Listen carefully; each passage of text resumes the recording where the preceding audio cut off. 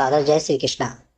तो आज हम खाटू श्याम जी की कथा के बारे में चर्चा करेंगे। ये बहुत ही सुंदर प्रसंग है। चलिए दोस्तों, फिर हम शुरू करते हैं।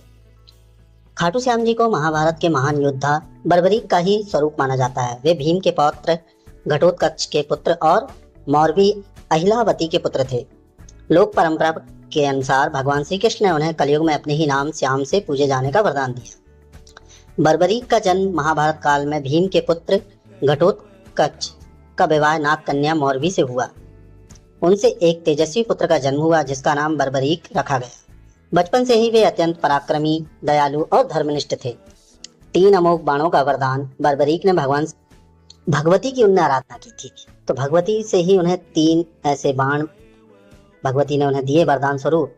पहला बाण लक्ष्य को चिन्हित करता है, दूसरा बाण जिन वस्तुओं को बचाना हो उन्हें चिन्हित करता है और तीसरा बाण सभी चिन्हित लक्ष्यों का नाश करके वापस तर्कस में लौट आता है।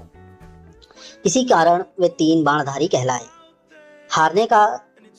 हारने वाले का साथ देने का प्रतिज्ञा की। अब जब महाभारत का युद्ध शुरू होने वाला था तब बर्बरीक ने अपनी माता से वचन दिया कि वे हमेशा हारने वाले के पक्ष का ही साथ देंगे। अब यही प्रतिज्ञा आगे चलकर अत्यंत महत्वपूर्ण सिद्ध हुई। श्री कृष्ण की परीक्षा। अब श्री कृष्ण ब्राह्मण का वेश धारण करके बर्बरीक के पास पहुंचे और उनकी शक्ति की परीक्षा ली। उन्होंने पीपल के पेड़ के सभी पत्तों को एक ही बाण से भेदने को कहा। बर्बरीक ने एक बाण छोड़ा, बाण ने पेड़ के सभी पत्तों को भेद दिया। श्री कृष्ण ने एक पत्ता अपने पैर के नीचे छिपा लिया था, तब भी बाण उनके पैर के चारों ओर घूमने लगा। श्री कृष्ण ने समझ लिया कि बर्बरीक की शक्ति अद्वितीय है। तो फिर भगवान श्री कृष्ण ने पूछा कि वे युद्ध में किसका साथ देंगे। बर्बरीक ने उत्तर दिया, जो पक्ष हार रहा होगा। तो श्री कृष्ण समझ गए कि इस प्रतिज्ञा के कारण युद्ध का संतुलन बार बार बदलता रहेगा और अंततः कोई भी नहीं बचेगा। तब उन्होंने ब्राह्मण रूप में दान स्वरूप बर्बरीक का शीश मांग लिया।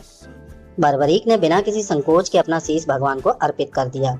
इसी कारण वे शीश के दानी कहलाए।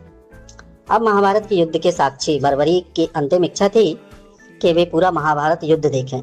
श्री कृष्ण ने उनका शीश एक ऊंची पहाड़ी पर स्थापित कर दिया, जहां से उन्होंने पूरे 18 दिनों तक युद्ध को देखा। युद्ध समाप्त होने पर पांडवों में यह चर्चा हुई कि विजय का सबसे बड़ा श्रेय किसे है। श्री कृष्ण ने बर्बरीक से पूछा। बर्बरीक ने उत्तर दिया, मैंने युद्ध में केवल श्री कृष्ण के सुदर्शन चक्र और उनकी दिव्य शक्ति को ही कार्य करते देखा। विजय का वास्तविक श्रेय केवल भगवान श्री कृष्ण ही है। अब खाटू श्याम नाम से कैसे मिला उन्हें? तो बर्बरीक के त्याग और भक्ति से प्रसन्न होकर भगवान श्री कृष्ण ने उन्हें वरदान दिया, कलयुग में तुम मेरे श्याम नाम से पूजे जाओगे और जो भी सच्चे मन से तुम्हारी शरण में आएगा उसकी मनोकामना पूर्ण होगी। तुम हारे का सहारा कहलाओगे। खाटू धाम की स्थापना मान्यता है कि बाद में बर्बरीक का शीश राजस्थान के खाटू सीकर में प्रकट हुआ।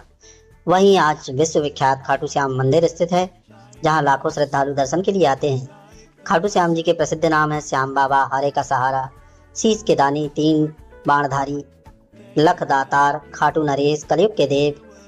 तो दोस्तों, कथा से हमें यह शिक्षा मिलती है कि वचन का पालन सबसे बड़ा धर्म है।